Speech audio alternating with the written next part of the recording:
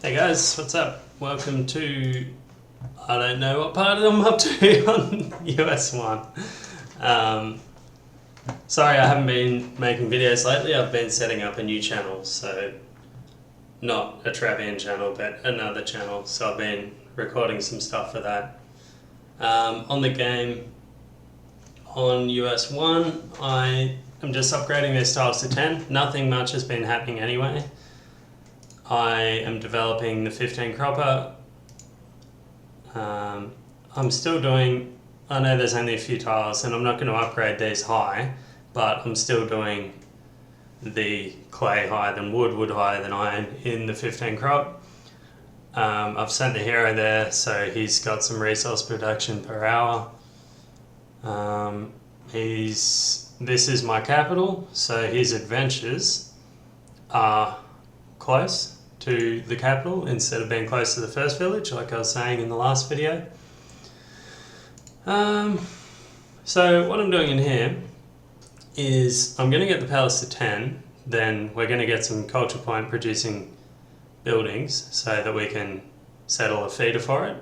But before I do that, I've got it to 5 because it's good for the static defense.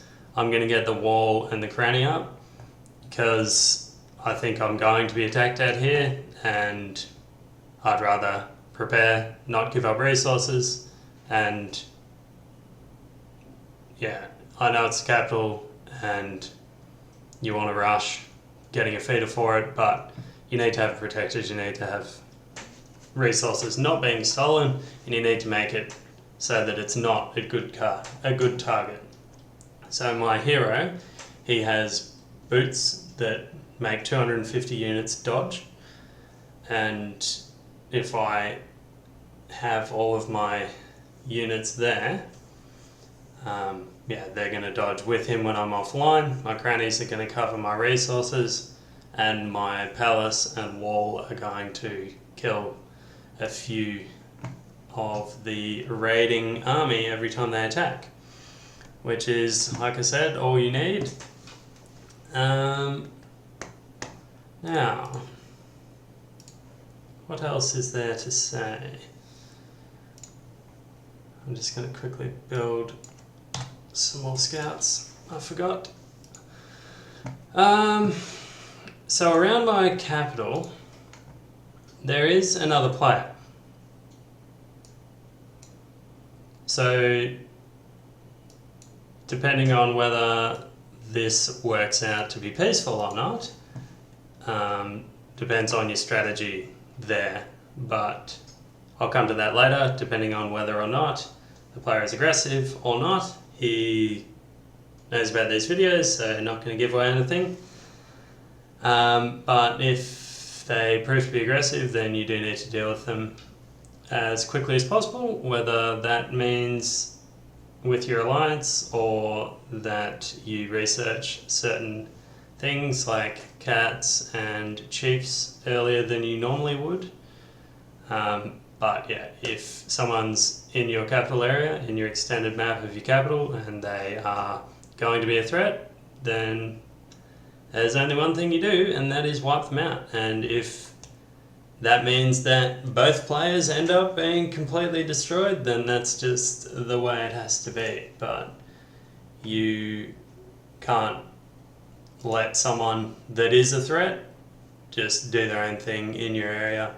So it's better to not have any friends in the extended map of your capital.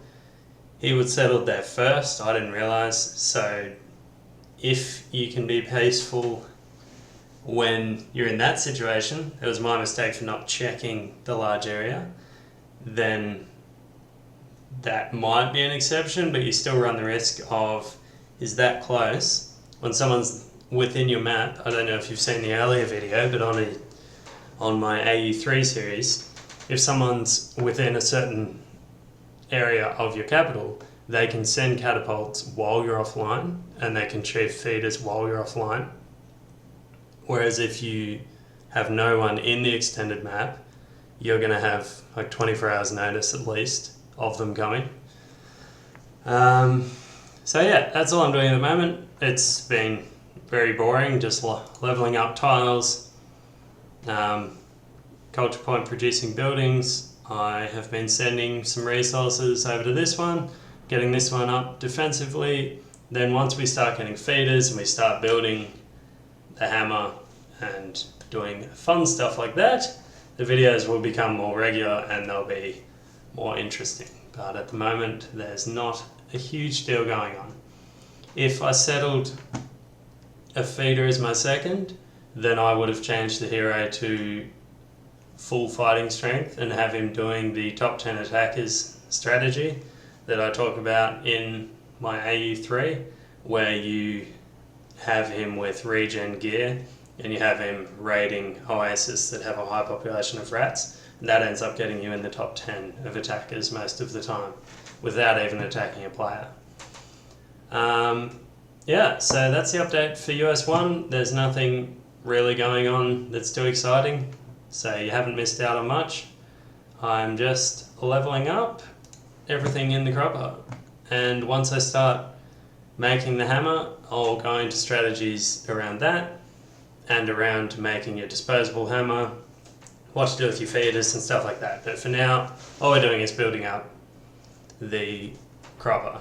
Just build a barracks out of it and start making some troops, but make sure you've got enough leftover resources to upgrade the things you need to do, like the defensive stuff, your palace, your culture point producing buildings, and then you can go from there.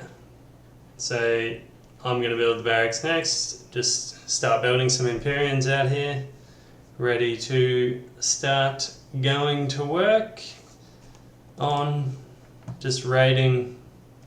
You can still, like I showed you that on the map this isn't a great spot because it's so far out. We are where that blue square is, but it doesn't mean that you can't raid. Like a long distance raid is better than no raid at all. So I'll show, once I start getting the Empyreans out and we start building the hammer and I start having the raiding troops from out here, I'll start showing you how to make your farming list and the steps I go through. There is an older video saying that, but I'll go through it again. So yeah, that's about it. Nothing too exciting, you haven't missed out on much at all. So I'm just going to make the Com 5 video now, I'll upload them separately. Before I do that, the comments section on YouTube. Thank you for everyone that is commenting and showing support. I am still making the videos and I will continue to make them. I'll just answer anything that needs answering. Thank you for that, the first comment. And my buddies used to play Trevian, they're very good. Oh, another thing too, UK 5. Someone sent me a message, I think it was on Com 5, I'll just have a look. Saying that it's restarting. Okay, so Monday the 14th, so in 7 days time, the UK speed server is restarting, so I will play on that. That will make it faster paced. Hopefully it's a high population server, and then we can really, I might even play Tudon, we can really make a aggressive, more raid heavy series, which will be good. Okay, looking forward to playing it. It is a good game, I do recommend it.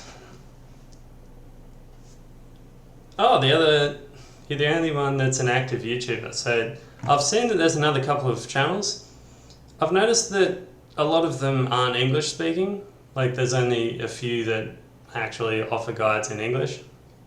So, well, I will stay active, so good to know, I guess, that the others aren't active. Okay, Leo, the guy that gives me the tips, thank you for that. Jordaniel. I agree, the feeder needs the iron and crop. I was just saying that the iron and crop are better than the crop by themselves, but yes, the feeder will get the iron and crop, and the capital will only get the crop. Alright, so that's about it. They're laughing at my expense. So Stephen, if you're watching this, there is a speed server. Alright. Oh, sorry. Are Romans... I think I already answered this. I did.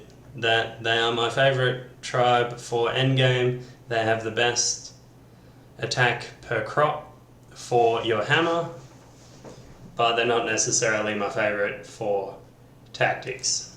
Gaul are my favourite for counter-attacking with TTs and doing stuff like that. And then Teutons are the favourite for raiding because they're so good at it. Alright, sorry to drag the video out again. I tend to have a habit of doing that, but I will see you in the next video for part or whatever we're up to. Alright, cheers. See you then.